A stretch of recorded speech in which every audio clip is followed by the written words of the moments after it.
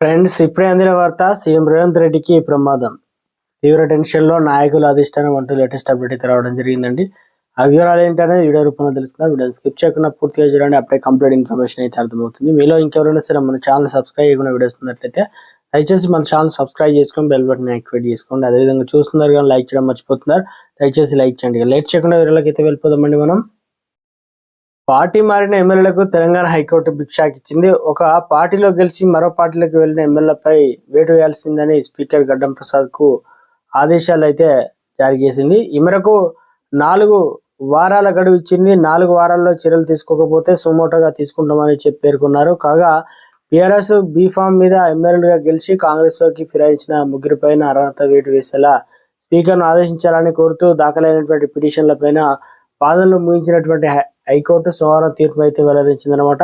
So మొత్తానికి Khairatabad MLA Danam Nagender, station Ghanpur MLA Kadiyam Srihari, Bhadrachalam MLA Tellam వెంకట్రావులపై అనర్హత వేటు వేసేలా స్పీకర్కు ఆదేశాలు అయితే ఇచ్చింది.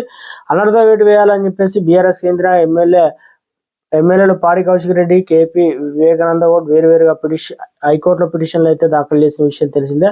పార్టీని ఫిరాయించినందుకు డిస్క్వాలిఫై చేయాలంటూ స్పీకర్ కార్యాలయంపై నోటీసులు కూడా ఇచ్చామని, అయితే ఇప్పటి వరకు స్పీకర్ నిర్ణయం తీసుకోలేదని వారు పిటిషన్లో పేర్కొన్నారు.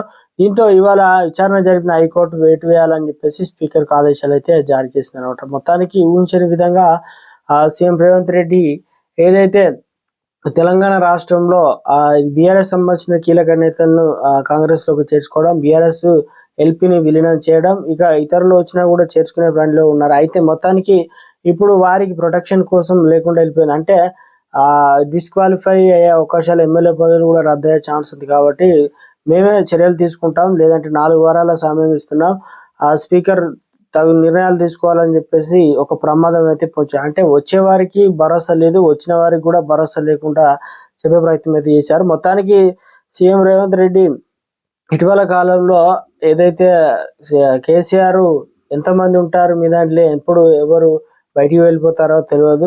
సో మొత్తం మీద అయితే ఈ రకంగా చెప్పడం, రాష్ట్రంలో మరోసారి ఏదైతే బీఆర్ఎస్ సంబంధించిన చాలా మంది లీడర్లు కూడా ఇలా రావాలని చూసినప్పటికీ ఇది ఒక అడ్డు గుదిబండగా మారింది. మరి సీఎం రేవంత్ రెడ్డి ఏ రకంగా దీన్ని అడ్డుకుంటారనేది చూడాలి పెద్ద ప్రమాదం నుంచి. సో మొత్తానికి తెలంగాణ రాష్ట్రంలో కోర్టు తీర్పుతోనే అయితే సంచలనంగా మారిందంటున్నారు రాజకీయ నిపుణులు.